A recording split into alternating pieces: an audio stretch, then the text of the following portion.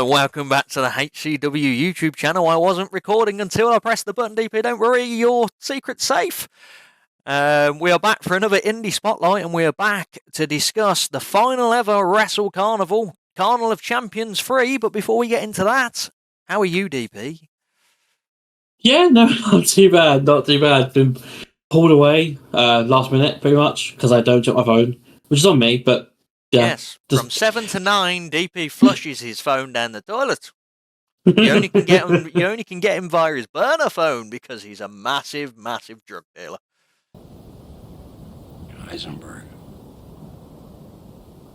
You're goddamn right. No comment. You can tell he's a drug dealer. If you need something on the side, just give me a ring. There's nothing on the side, actually. And I mean, if you need exclusive reviews of local goods, I'm your guy. Yeah. Also, I'm fine, DP. Thank you for asking. Anyway, so we are here to discuss Wrestle Carnival of Champions. You were here for the previous one on this review show where we discussed, and I wasn't a massive fan due to the fact that I feel that it was survival of the fittest and the tournament kind of basis really didn't help the show. And then obviously there was the give fans and then bring your friends along kind of vibes. There was people that weren't interested, kind of that kind of thing. Whereas this show was much better. Good. So prior to the show, Gary announced the reasoning behind him stopping running the show, but I won't go into that because he didn't do it on camera, so I don't know if he wants people to know or not. Like, I don't know if it was something he wanted to mention to the crowd, but he didn't want it known in wide spectrum, so I'm not going to go into that. But even if he wants to know, he'll let people know on Twitter. So the first matchup was George Lydon versus, I believe his name was Vucic. Have you heard of Vucic? I have not. Yep. He's Czech Republic, sorry, nearly said Croatian then. Czech Republican. The crowd just called him Baldy Man because of course. That's literally, there was two guys in the front row that the only comment they could make about anyone was, "You got no hair." So George Lydon's been making a name for himself around the Midlands, and this Coventry is the home of George Lydon, so it was kind of like nice for him to have the first match on the show. I've not written any notes for this, so I'm going off vibes.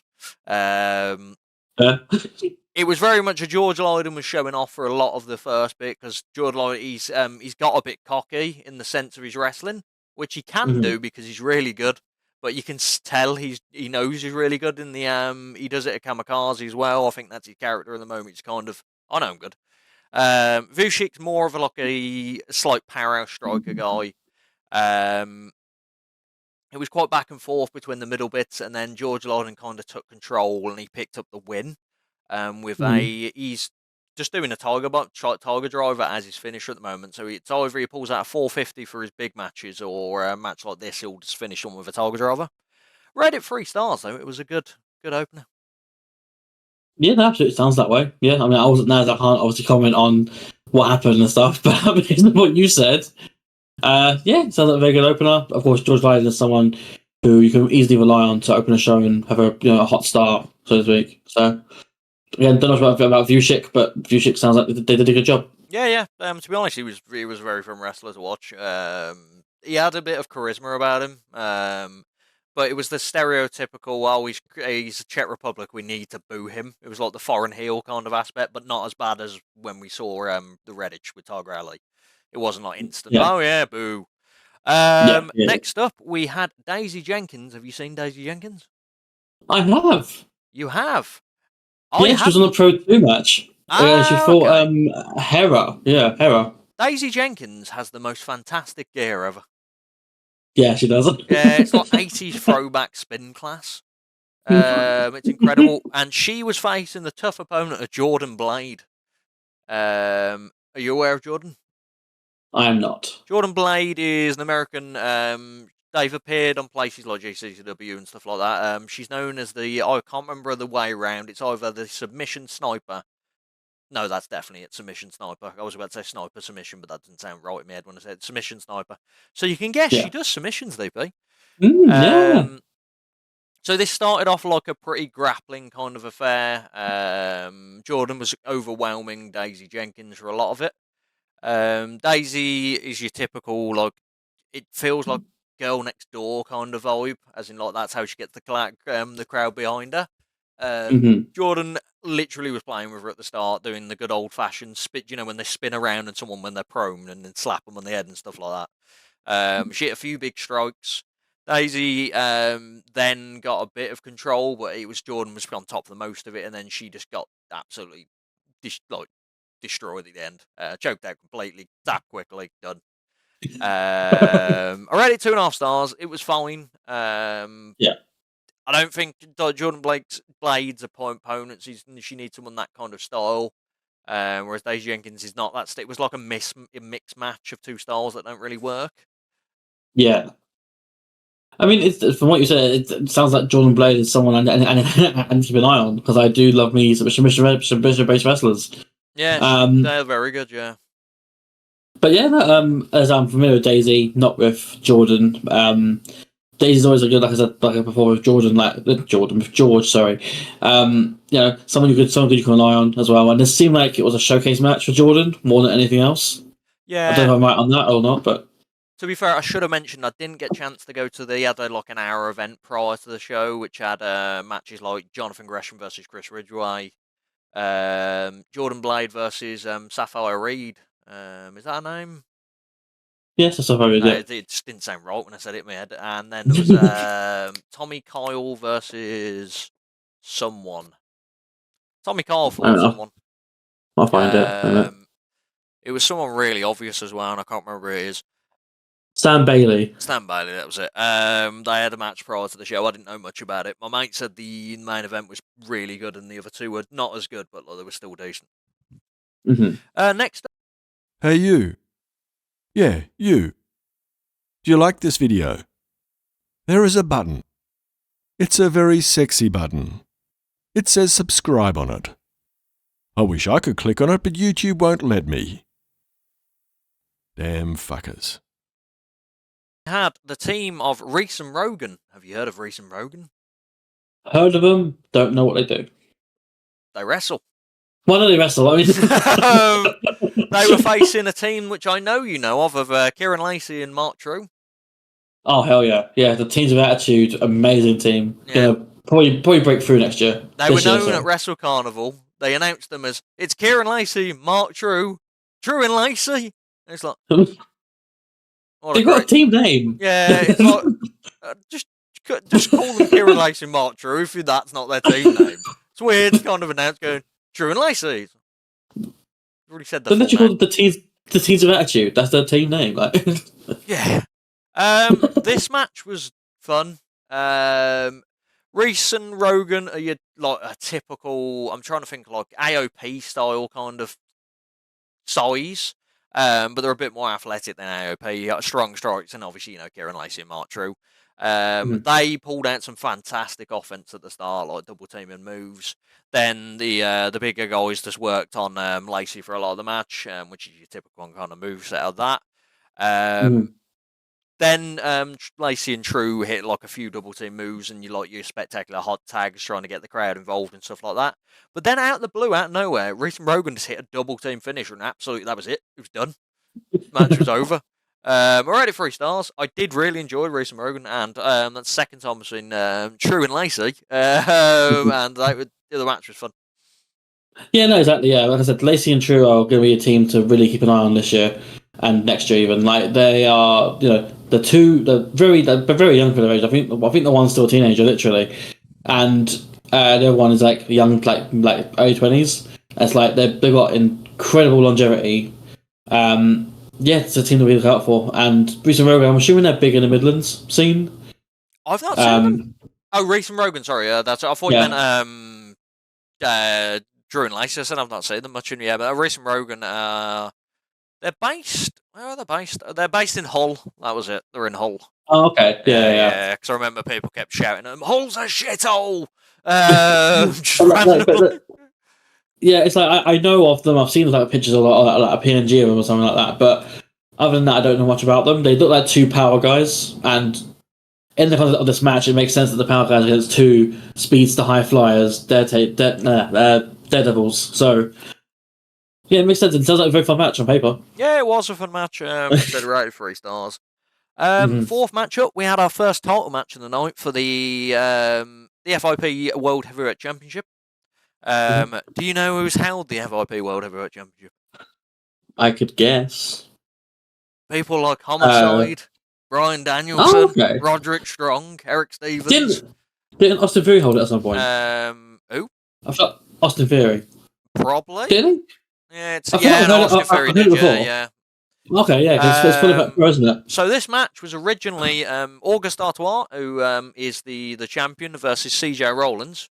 August got on the mic. He's fantastic on the mic as a heel, like unbelievable. Like he's American, like so it's full American twang. From Florida, he was going. I was really looking forward to coming down over to Britain. I've always wanted to do it. How wrong was I?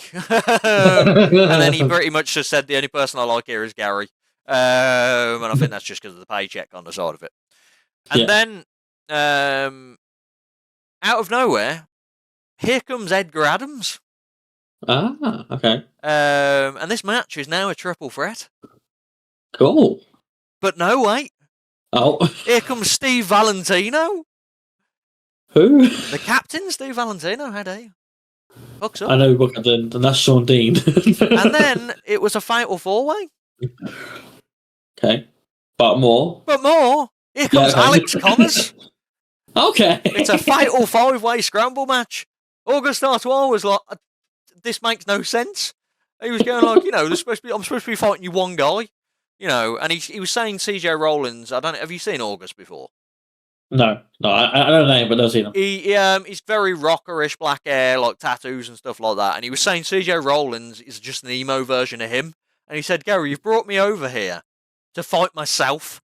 Like, why have you done this? And then Adams came out. Can't remember what he said to him. He called Alex Connors ugly. Then they announced that it was going to be a 5-way scramble, and he was like, "How does that work?" And I was like, "Surely the people that own the belt are going to be like, hold on." But this was your typical scramble match. Everyone worked on the massive heel at the start because obviously he was talking shit about everyone. Dive Central. Everyone had their spot. Everyone hit like their own finisher. A few kind of like spot fest moves.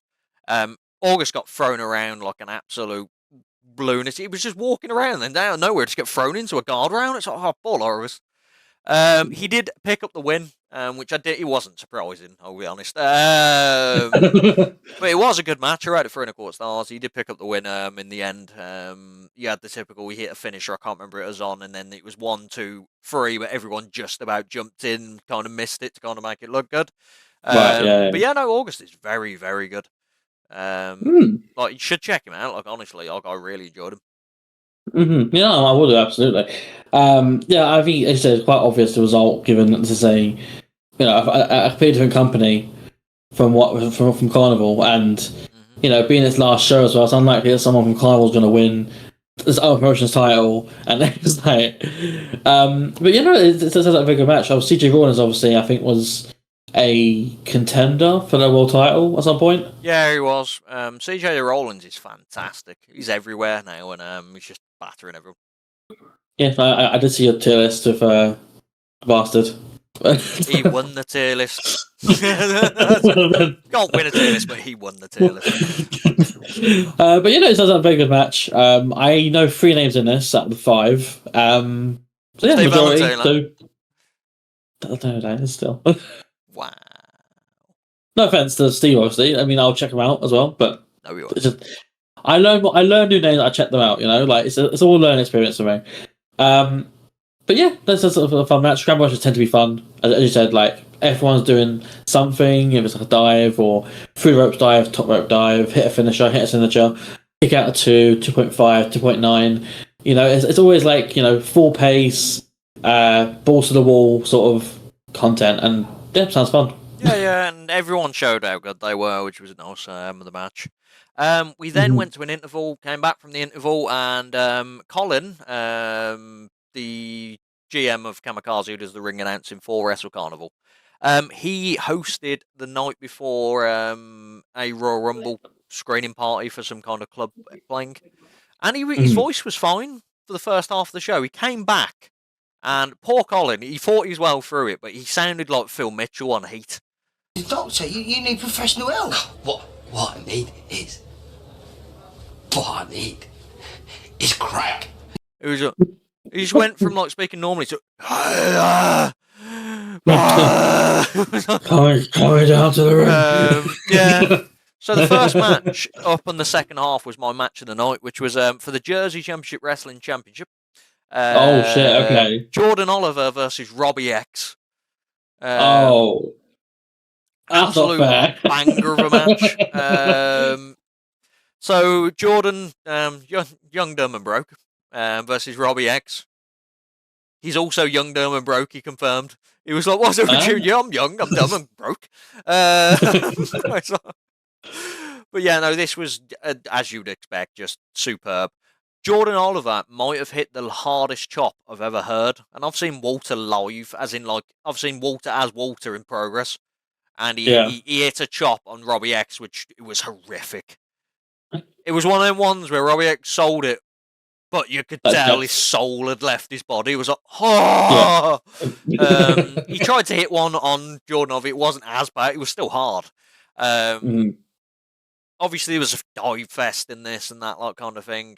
Jordan Joloffer. I nearly said then. I don't know how I got Joloffer. Jordan Oliver was trying to hit the clown cutter a lot. Robbie X was obviously doing his typical, I don't know what he calls it, where, do you know when you hit RKO but he bounces up because you haven't really hit it on him? Yeah. He was doing that a few times. Jordan was trying his best to put Robbie X away. Robbie then tried exclamation mark, didn't work. Jordan did eventually pick up a win with a clown cutter. I believe. Now it's in my head that I can't remember if he picked it up or he had to hit another move. No, he didn't. I think he hit the clown cutter, then he kicked out, and then he hit that move where he does the razor's edge, but it's the opposite way around. So it's, it's that move. Yeah. It just come back to me. He picked up the win. I rated that 3 3/4. Yeah, that's absolutely fair. Obviously through our showgrounds and stuff, I've seen a lot of GCW, JCW. So I've seen a lot of Jordan Oliver, and specifically in GCW title matches. So I'm fully aware of what Jordan can do, and I'm fully aware of Robbie as well. Obviously in different capacity, but both are phenomenal athletes, and both were about to have a phenomenal match. Barring any accidents and stuff like that. Yeah, exactly. What let this match down is not them. It only went 12 minutes. Okay. Yeah. What I think, because the main event was always going to be the Reese versus Miles Cayman, but I feel like they should have. It sounds bad, but I feel like they should have, because this is the last show. I would have put this on as the main event, which sounds mental. Yeah. But obviously, man like the Reese has had the title for years. But I feel like this match was the match where, I knew Robbie X was probably going to lose, but I felt like there is a slight chance. Which we'll get onto the main event, which it was fine. Next up, before you move on as well, if you get a chance, check out JCW's The Quick and the Dead. John Oliver has a match with one called Manders. It's about 25 minutes, I think it is, and it's fucking great. I loved it. I loved the entire thing. Yeah, I was going to say, this match, give it 20 minutes, give it another 9 minutes, you would have it was so good, but I felt like you just didn't get enough time. Next up, we had the final Queen of the Carnival title match. So it was the champion Ivy versus Aluna, who formerly known as Aluna Blue. She's also Annie McSpins from Attack Wrestling. There you go, then. So Aluna is kind of like your typical contender at the moment. Like, she's everywhere. Fantastic. She's at Kamikaze, first debuting as well, with this week against Lana Austin, Ivy's tag team partner, so that's weird. Ivy plays a role in wrestling she might play everywhere else. She is a Karen, supposedly, because she has a megaphone and she shouts and moans all the time. The decibels thing with Lana Austin. Yeah. This was a kind of like Ivy was dominant for the majority of the match. Luna had your hope spots. Ivy picked up a win with a variation. I think the Walls of Jericho was just a sit-down Boston Crab, really. Yeah. I rated it 2 3/4. I did enjoy the match, but as I said, it just felt because it was the trouble with matches where the promotion's ending. I didn't expect Luna to win. I'll be honest. Yeah, I mean, probably didn't help that it followed Oliver and Robbie X as well. Yeah, like you had an amazing match like that, and then that happened. It was good. It wasn't a bad match. It was just, as I said, it was also only 7 minutes long, which from indie shows it feels short. Some of these matches.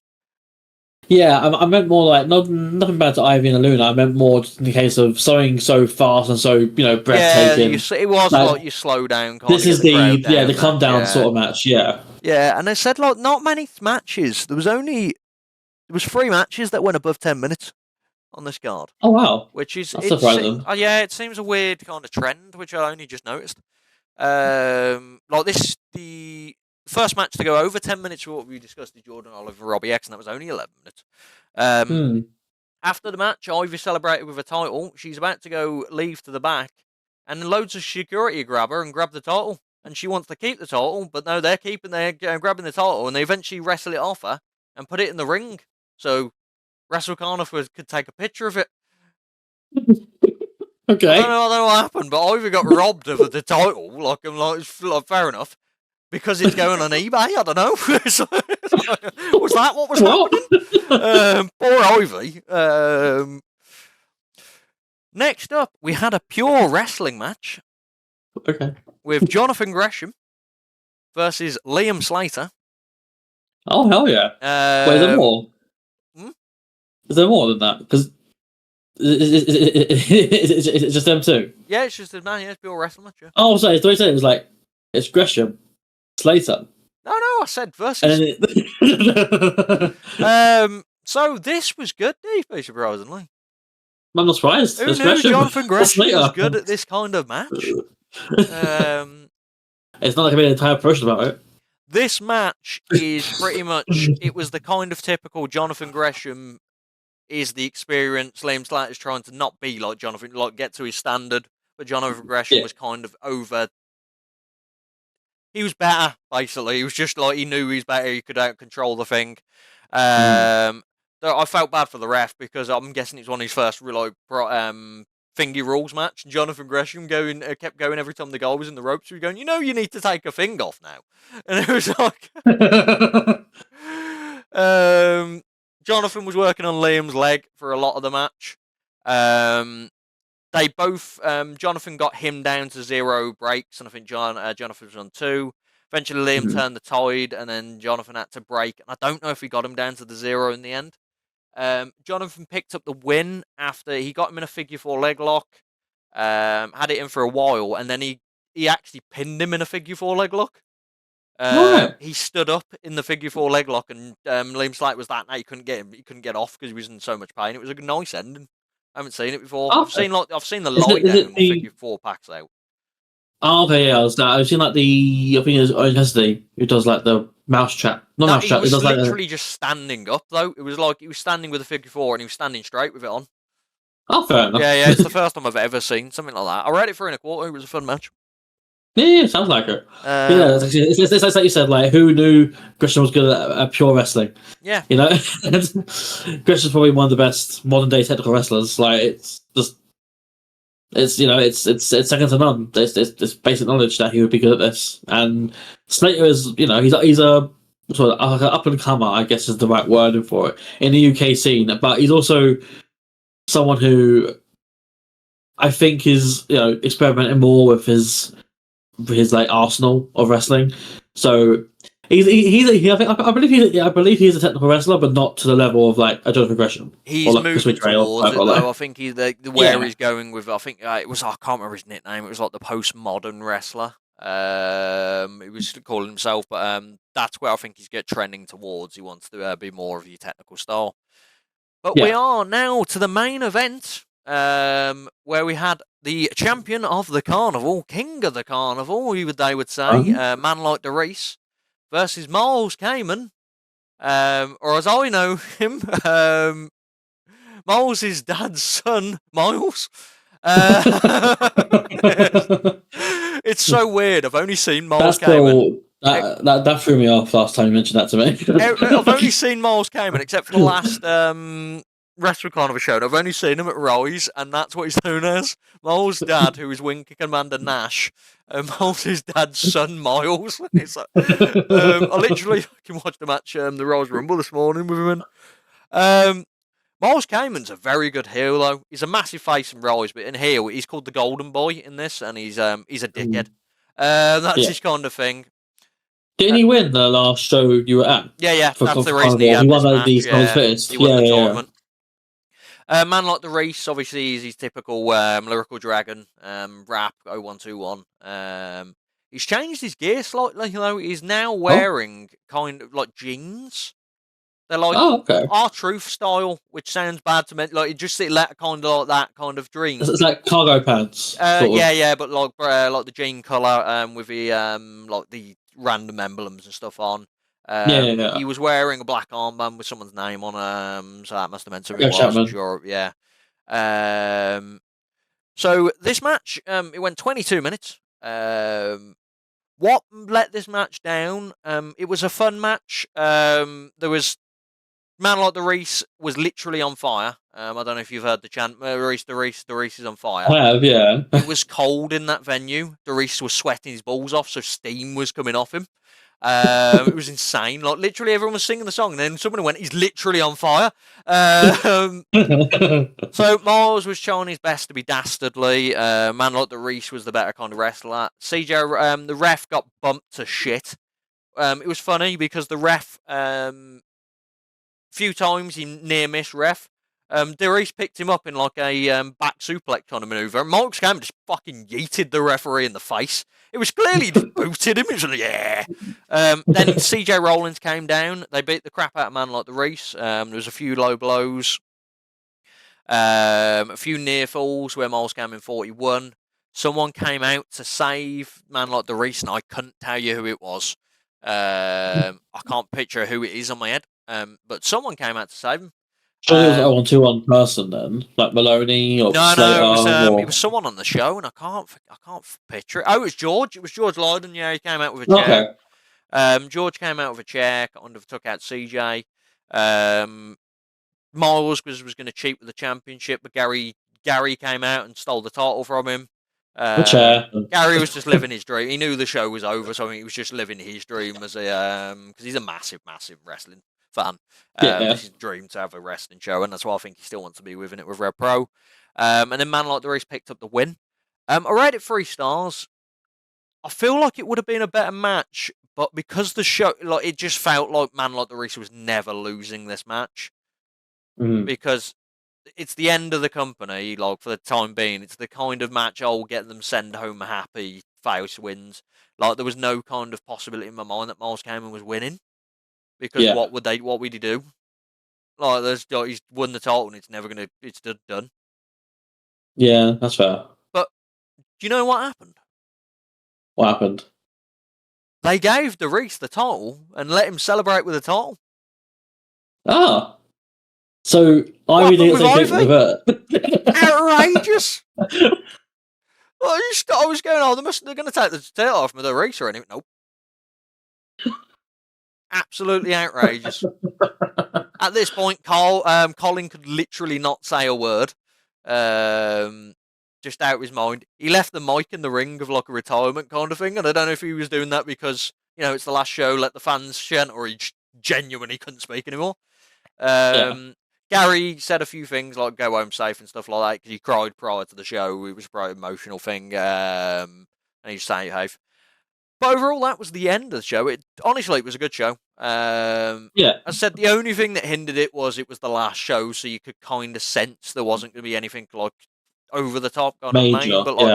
But matches like Jordan Oliver versus Robbie X were fantastic. Gresham Slater, the tag team match, the 5-way script, there was very good matches. Like Man Like the Reese, Miles Cayman wasn't bad. I think it was just because it was inevitable, kind of let it go a bit. I just couldn't see him winning. Overall, it was a good end to Wrestle Carnival. Yeah, so that was a very good ending to what was Wrestle Carnival. Yeah, I think it went 5 years, Wrestle Carnival. 5 years? No, 3 years. Sorry, it was just prior to Oh, the yeah, I was pandemic. saying, Sorry, yeah. we had. I It started just after the pandemic. Pandemic, yeah.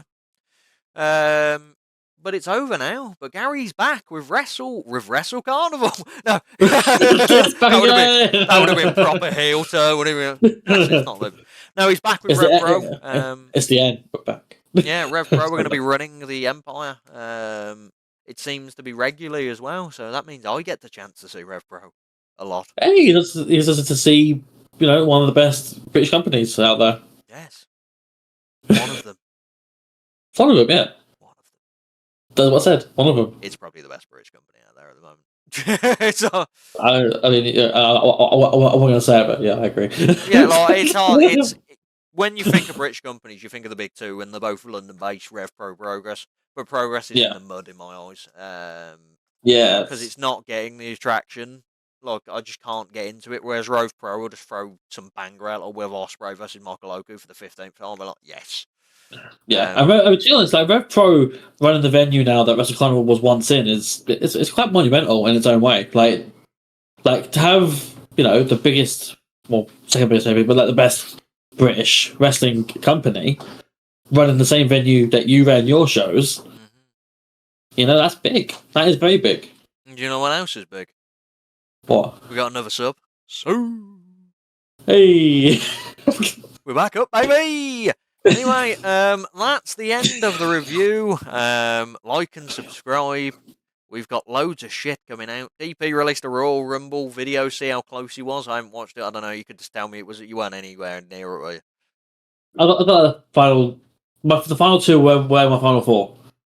Wonderful.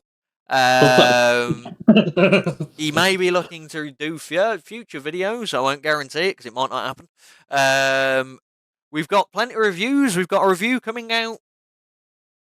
I'm thinking. What time is this? Reddit's review would already be out. Yeah, Reddit's review will already be out. This may be out the week of the Reddit review. BCCW preview coming up. BCCW review will be coming up. Kamikaze review previews just come out of this recording. There's going to be obviously a review with Alex Connors. There's going to be a TNT review, which I'm going to get DP to jump on as well because he loves deathmatch wrestling. I'm going to probably go and see CTW, but don't think that could be like it depends on my mood. We've got a tier list with Alex Connors probably coming out this month, hopefully, which is going to be fun. We've got more showdowns. I was cheated on Showdown. Another time that no one can fucking count. Well, still no one. It's just Frozzy, really. It was Frozzy the first time. Alex Connors the second time. Yeah, I'm calling you out.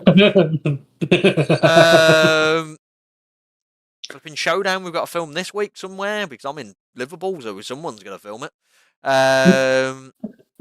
It's got to be filmed at some point. Frozzy's coming Kamikaze. We've got a lot of stuff happening. Yes, we do. DP's doing nothing, but I'm doing everything. I'm doing Show Squared still. That's still a thing. I'll watch NXT. We also will have new people maybe on the channel as well. Yeah, true. Yeah. So, and we're going to be doing Twitch. Twitch is going to actually happen. Yes, it will. We're Yeah, setting up a rope that will at least all of us are going to stream at least once a week. So there's at least going to be 3 streams. Yeah. So there's G4. G4. Muzzer as well, isn't it? Oh yeah, Muzzer's any March stream as well. Yeah. So for Muzzer, just so we all know, Muzzer is going to be a prospect. Yes. So there's Ray and Frozzy, who are the OGs. I'm like the underboss, I guess. Sergeant Lars. Yeah. And everyone else is a prospect. Oh, sorry, Muzzer's a prospect, and the other ones are newbies, rookies. Yep. Prospects? No, they're all prospects. All of them. Okay, prospects. Fine. Okay. They get a year and then they become full-fledged patch members. Like you do, V. Took you a year, but you're fully in now. I mean, I've been here, 2 years? Has it been? I give a shit.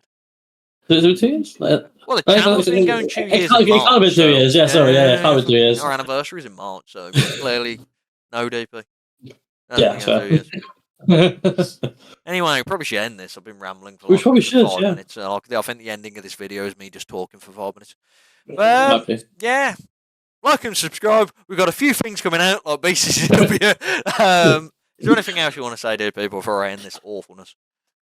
Just Goodbye. Just goodbye. Just goodbye. Oh, yeah.